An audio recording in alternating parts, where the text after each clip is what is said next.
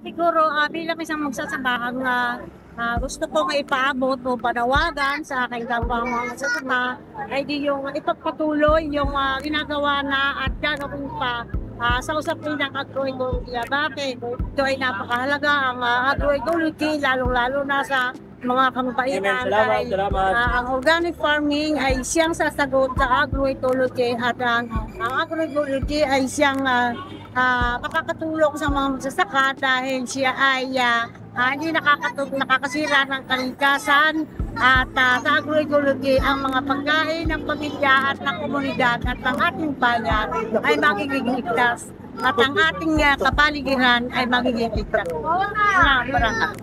Bilang isang magsasaka ay hangarin ko na ipagpatuloy at kung saan ang pinakapaganda ay yung mga youth namin, yung mga second liner ay aming unting-unting inaakay para at least ay mula ngayon hanggang tuon sa pagpapalaking pagtanda nila ay yung agroecology ay mapatatak sa kanilang isip at sila naman yung susunod sa aming mga gawain about agroecology.